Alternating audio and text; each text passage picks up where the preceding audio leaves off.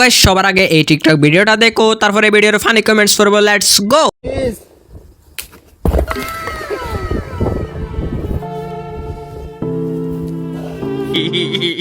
तो चलिए शुरू करते हैं। যদি সুজা যেত তাহলে কেমন হতো? আর একটু ভালো হতো যদি ফড়ে গিয়ে আবার ঢুকতো। বন্ধু পরের বার আসতে রড নিয়ে আসিও।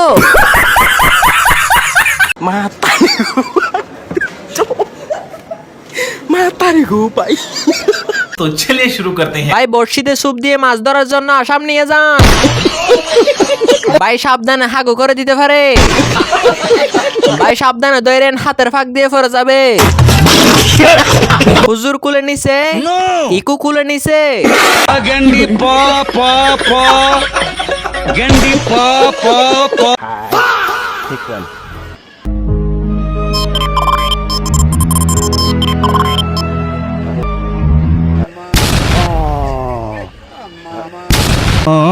तो चलिए शुरू करते हैं। তার বাবার অবস্থা,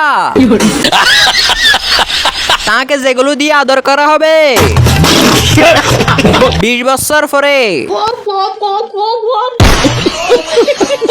মানুষের গায়ে নাকি প্রেমের বাতাস লাগে, আমার গায়ে তো ঠিক মতো ফ্যানের বাতাসই লাগে না।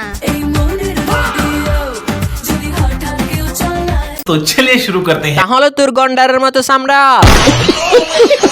তাহলে নিয়মিত গুকাবেন। আফু এগিয়ে যাও আর ফিরে আইসো না। বাতাস লাগবো কেমনে তোর যে দাঁত।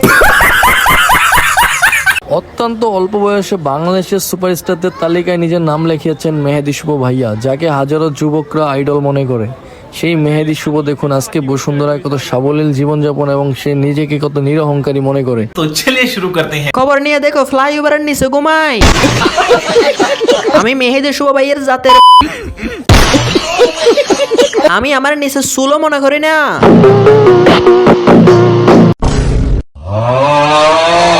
একবার ডিপলি চিন্তা করতো এটা কি মানা যায়? तो चलिए शुरू करते हैं। বামে তালা ফোকা ছিল তাই ডানে দিছে। বাসের পিছন পিছন একটা করে অ্যাম্বুলেন্স রাখতে হবে। এই বাস আপনার গন্তব্য ছাড়া সব জায়গায় নিয়ে যাবে। ঢাকা টু কবরস্থান, গুলশান টু শ্মশান।